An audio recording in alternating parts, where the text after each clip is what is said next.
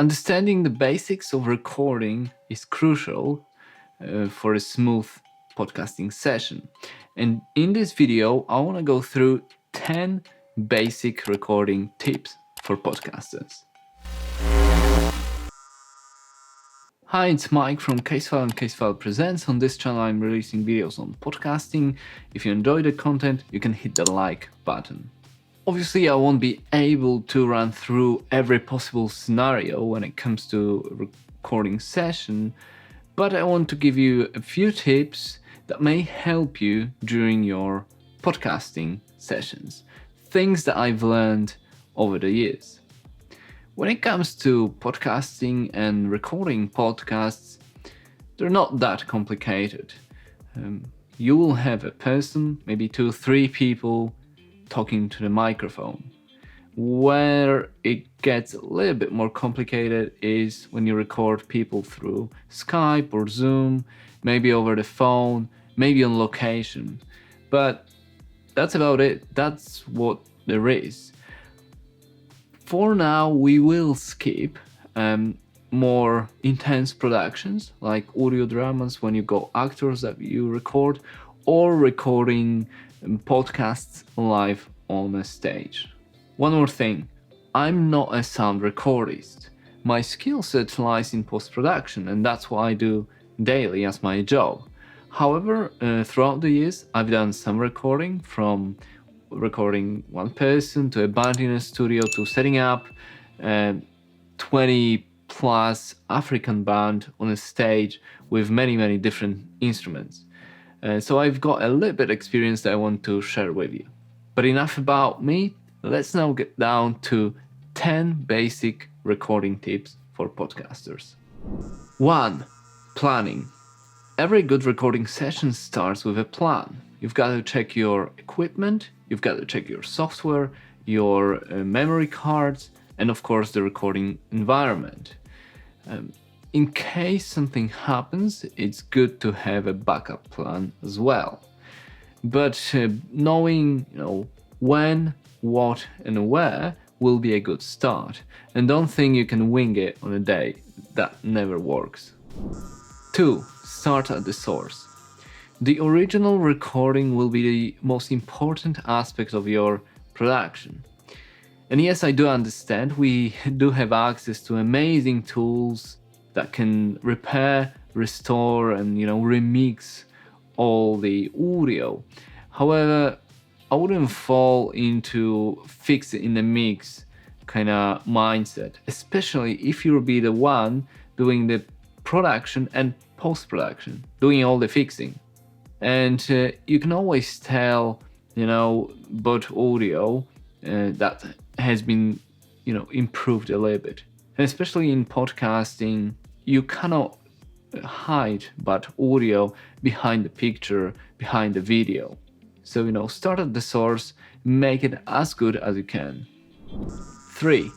Be aware of the proximity effect. Proximity effect happens when the sound source is too close to the microphone. So in podcasting, that'll be the microphone and your face. And what happens is that the recording will be boomy, will have a sort of huge low end. It works as a bass boost.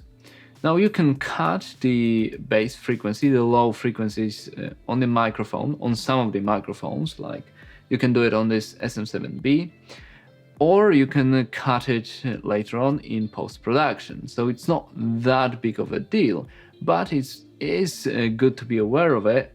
And if you've got to sort of sort it out on location, then play with the distance. 4. Use shock mounts where possible. Shock mounts, when mounted with your microphone, will protect the recording from unwanted rumble and noise. Vibrations can travel through the floor, through microphone stand to the microphone, and they will be audible on the recording. And this is especially important when you're using sensitive microphones, such as some condensers. 5. Keep power cables away from audio cables. Now, this is something that I learned back at the university, back at the college. I don't necessarily pay that much attention to it, but apparently in the proper recording studios, they would run power cables in the ceiling and then audio cables on the floor. I would say during your sessions, just avoid maybe crossing power cables and audio cables, and that's to avoid interference and noise on your recordings. 6. Get a pop shield. You should get one of these. They are very cheap and will protect you from P or B letters, that's plosives. In order for a pop shield to work, you need to be a little bit further from it, so that air, gets to develop and then hit the pop shield like that. If you can't get a pop shield, you can experiment with a distance from the microphone. 7. Be consistent in your placement. That's when you're sitting down or standing up, as well as the distance from the microphone and from which side you're recording.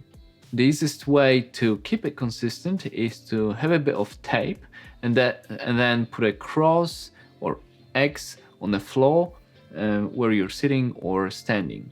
And that will keep the audio sounding the same, from day to day, from session to session.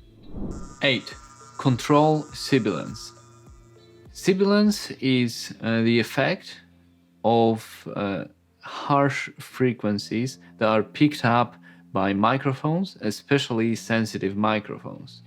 So that's the S's that happen on words with lots of S's.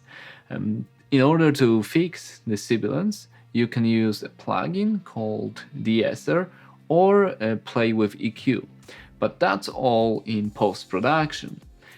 In order to sort of control sibilance during recording, well, there's a sort of old school technique that they told us about at my college, and they said that in the past in recording studios they would take a pencil and tape it to the front of the grill of the microphone. So you would have a microphone, you would have a pencil taped to the grill, and you would sing to that. Now, I've never tried that myself, so I don't know if that works. But if you feel that these S's, the sibilance is very, very harsh, during the recording, you can experiment with distance as well as the position in front of the microphone. 9. Watch the input gain. When you're recording, you have to be in control of the gain on the input. You want it as loud as possible because if you record your audio quiet, you'll have to pull it up in post-production. But with that, you'll also bring all the noise floor up. All the hiss will become audible. So you want it as loud as possible without distorting. You don't want it too quiet. In order to do so, you've got to watch meters on your recording software as well as meters on your audio interface. And that, of course, depends on your audio interface if you've got meters on it. And 10. Switch off your mobile. During recording session, it's important to either switch off your mobile phone completely or take the phone out of the room of the recording booth. And that's because when your mobile phone gets a notification or tries to sort of connect to a network or something, the microphone may pick up interference on the recording. This will be audible. You can then try to fix it in post-productions with specialized tools like Isotope RX, but it is still a pain, so it's better not to have it there. So that's the 10 tips I prepped for today. I know they are quite basic, but I think they will help you to get that source recording as good as possible. That's it for today. I'm Mike Migas. If you enjoyed this video, if you want to learn more about podcasting, you can check the rest of my channel. For now, you can share, you can like, or comment, and I'll see you later.